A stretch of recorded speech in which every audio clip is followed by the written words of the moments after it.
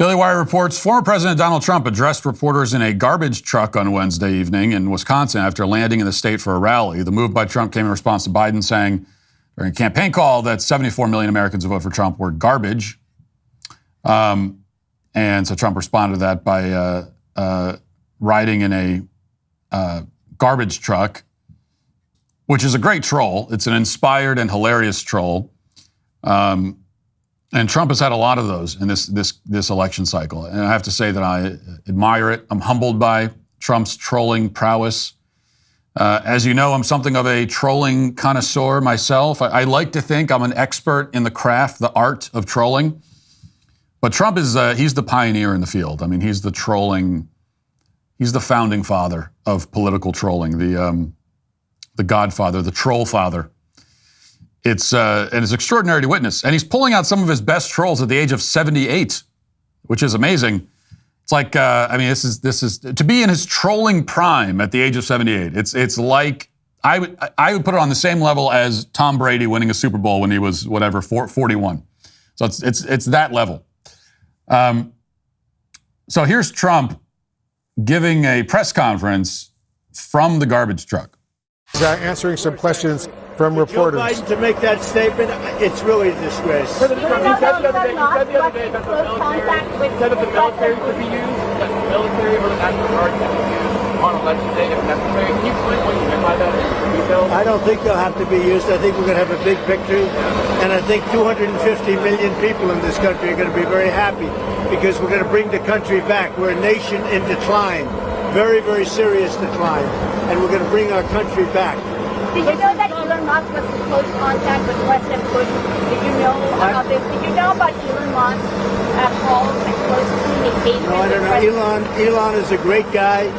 He's one of our geniuses, and we have to protect our geniuses. We have to take care of our geniuses. There aren't too many of them. Yes, please. Puerto Rico an apology for what the comedian said? No, I love Puerto Rico, and Puerto Rico loves me. I don't know anything about a comedian. I love Puerto Rico. Nobody's done more for Puerto Rico than me. I took care of them when they had the big hurricanes, and nobody gets along better with Puerto Rico and the Puerto Rican people than me. They love me and I love them. Go ahead, Mr.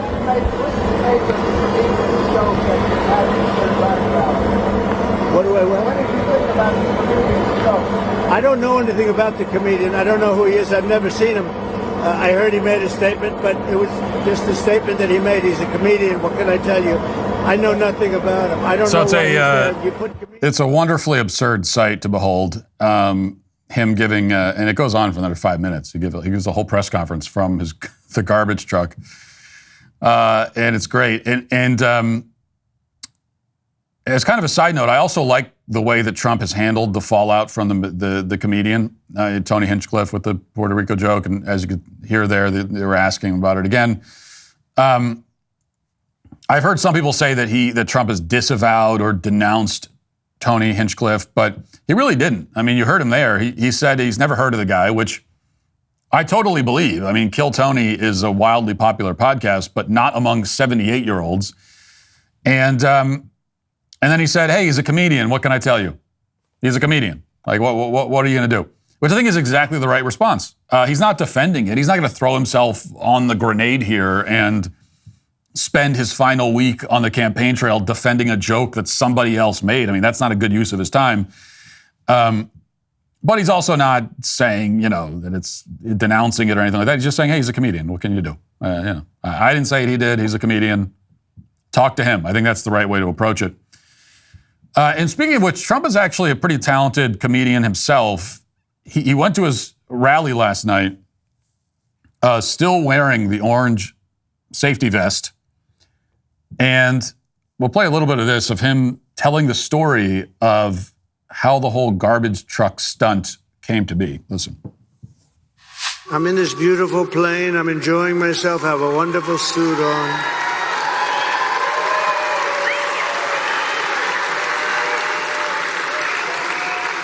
And one of my people came in and said, sir, the word garbage is the hottest thing right now out there. The hottest thing out there. Sir, would you like to drive a garbage truck?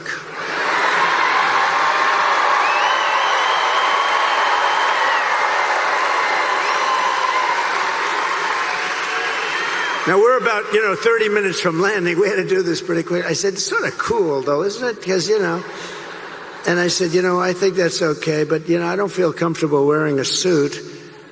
And they pulled up this garbage truck. I don't know how the hell they did it so fast. I have very capable people. They put a big sign on the truck. Did you see it? I think they showed it. Yeah.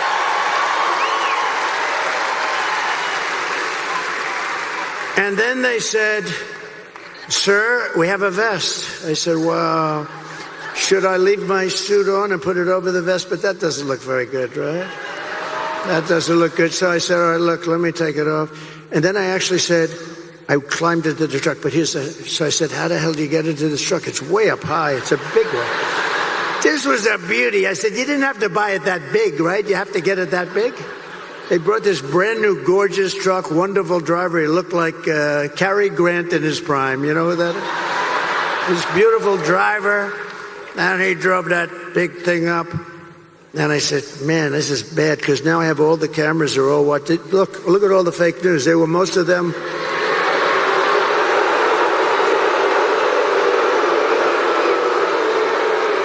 No, most of them, many of them were there. And I'm saying, oh, boy. One little mistake with these guys and your political career's over. You can't even. So I said, man, if I don't get up there, this is going to be very embarrassing. These stupid people, they'll say, he's cognitively and physically impaired. And I can't do that when I'm alongside of this great athlete. I got to get up to that. So look, the first stair is like up here. I'm saying,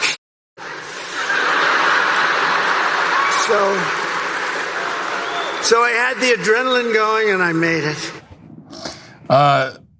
So then he goes on, and he starts talking also about his decision to wear the vest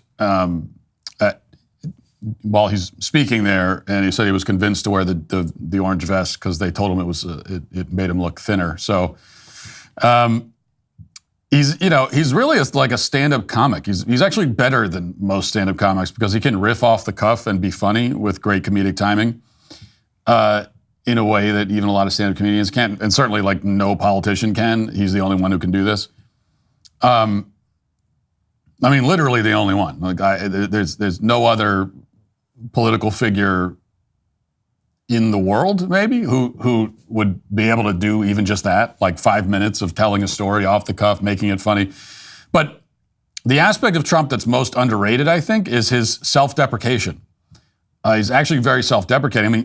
In that little monologue / comedy set, he basically calls himself old and fat at two different points, and it's hilarious. Like, it's endearing to people. Of course it is. When you're self-deprecating, when you can laugh at yourself, when he's doing things that are like, it is absurd. Obviously, it's a garbage truck with Trump's name on it, and he's wearing a vest, and it's absurd. He's aware of it.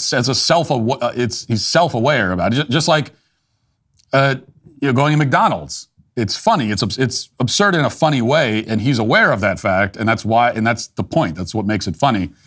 And it's the kind of thing that Kamala Harris is just totally incapable of. Obviously, Kamala doesn't have the wit to be funny and speak off the cuff the way that Trump can, but she also doesn't have the capacity to be self-deprecating. When have you ever heard Kamala Harris make a joke at her own expense? To make a joke at all. When's the last time you heard her make anything that would qualify as any sort of joke? I don't think we've ever heard that, but certainly not one at her own expense. She just doesn't have that capacity, and Trump does. So just a big win all around. Hey, YouTube, thanks for listening to the show. If you'd like access to my full show with no ads, you should go to dailywire.com and use promo code Walsh to get 2 months free on all annual plans. See you there.